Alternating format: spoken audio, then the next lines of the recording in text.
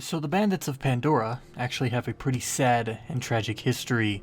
They are, well, before we can get into that, we need to look at why there might be bandits on Pandora in the first place. Now the people of Pandora, regardless of who they are or who they were, are on Pandora because of corporate interest. And this interest dates all the way back to when Pandora was first settled by the Atlas Corporation many years before the events of the first game, and when the vault was just a rumor. Atlas came to Pandora for one reason: alien technology. They believe that if they could find, harness, and use the stuff left behind by the Iridians, they would find themselves unrivaled in the corporate world. And this drive to harness the unknown would bring about the first human settlements on Pandora and garner the attention of Atlas's many rivals. One such rival was Dahl, another corporation who decided to challenge Atlas's claim to alien tech while also stripping Pandora of its valuable resources. Places like Haven and Sanctuary were established around this time as Dahl's increasing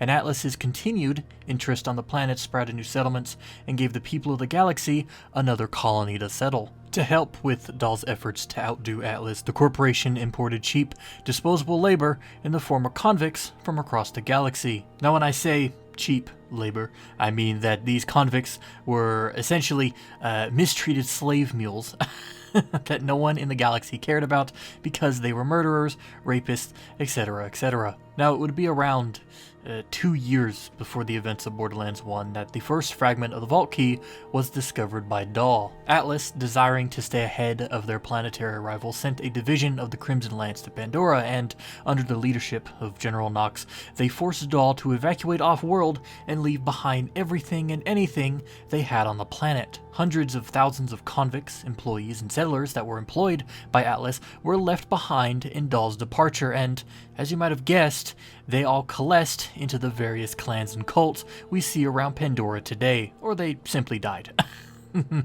Now you might not think about it much when you're killing them by the dozen, but the Bandits of Pandora are actually just hopeless settlers and rogue convicts left to rot with the rest of Dahl's assets. To them, to the galaxy, they were, and still are, insignificant. Just imagine for a second that you are one of these people on Pandora. You had a job, you were backed by one of the most powerful conglomerates in the galaxy, and then one day, out of the blue, they pull their support and leave. Then if you manage to survive a couple more years, you become a target of another corporation as they attempt to civilize the planet and kill you in the process. So to Dahl, to Hyperion, and to Atlas when they eventually left Pandora, you are just another corporate asset that's been disposed of. And that's actually that's actually really sad when you think about it, and it's why in 3, the Calypso twins had such an easy time getting all the bandits of Pandora to join their cult. When you find a hopeless person, you give them hope. When you find an insignificant person, you give them significance. The Calypso twins gave them purpose. The Calypso twins gave them reason. Say what you will about the twins and how they actually didn't care much for Pandora's population, but to the bandits they persuaded, the Calypso twins were essentially gods that gave them a higher purpose. Maybe if the Crimson Raiders did something along those lines, maybe if Lilith continued to be the Firehawk and allowed herself to be worshipped after the events of Borderlands 2, things on Pandora could have been much different. If you have any questions, comments, or concerns regarding this video, Borderlands, or its lore, you can leave them in the comment section down below, and I'll be sure to read each and every one of them. Thanks for watching.